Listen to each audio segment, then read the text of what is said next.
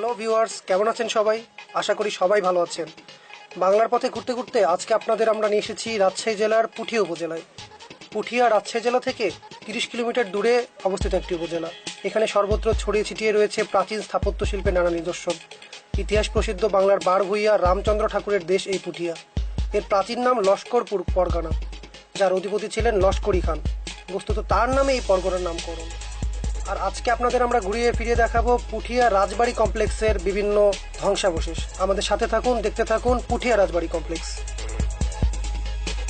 মোগল সম্রাট আকবরের শাসনামলে পাঠান বংশীয় লস্করী খান বিদ্রোহী হলে সেনাপতি মানসিংহ তাকে দমন করতে গোটা পরগনা ক্ষমতা তুলে দেন এক হিন্দু শাসকের হাতে।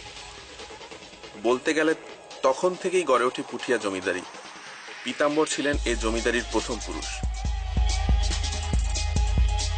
পুঠিয়া রাজবাড়ির সবচেয়ে আকর্ষণীয় নিদর্শন হল দোলমঞ্চ। রানী হেমন্ত কুমারী দেবী তার শাশুড়ি মহারানী শরৎ সুন্দরী দেবীর সম্মানার্থে 1895 সালে এই বিশাল প্রাসাদটি নির্মাণ করেন।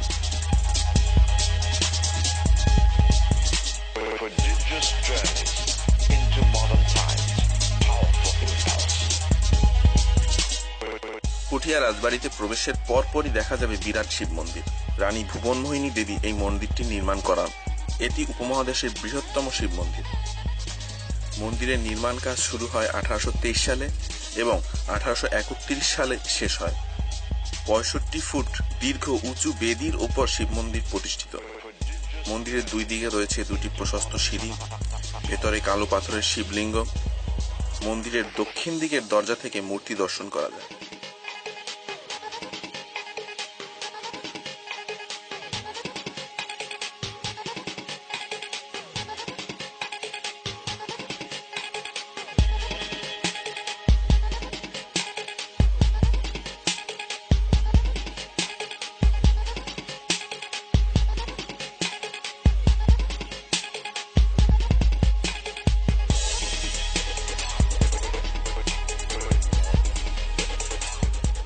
মোগলরা পুঠিয়া জমিদারির সূচনা করেছিল 1700 সালের শুরুর দিকে, যা বজায় ছিল 1950 সাল পর্যন্ত।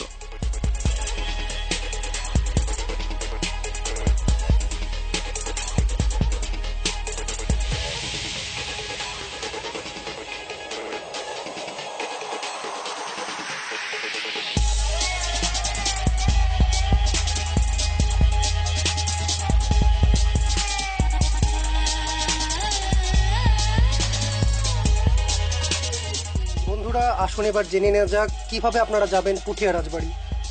রাজশাহী নাটোর মহাসড়কের পুঠিয়া বাসস্ট্যান্ড থেকে মাত্র 1 কিলোমিটার দক্ষিণে রিক্সা যোগে মাত্র 5 মিনিটের পথ এই পুঠিয়া রাজবাড়ি।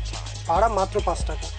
রাজশাহী শহর থেকে সড়ক পথে দূরত্ব 34 কিলোমিটার এবং নাটোর থেকে 18 কিলোমিটার।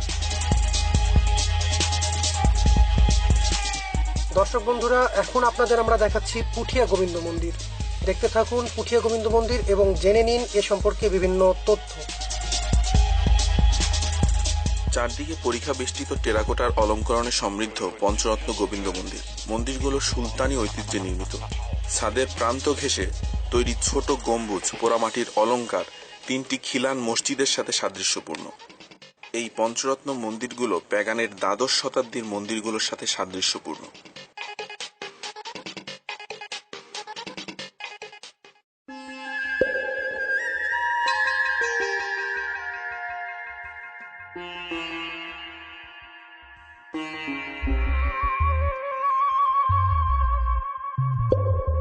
পুঠিয়া রাজবাড়ি লেকের প্রায় 100 মিটার পশ্চিমে জমিদার বাড়ির সর্ববৃহৎ দিঘির পশ্চিম পাশে পাশাপাশি 3টি মন্দির আছে।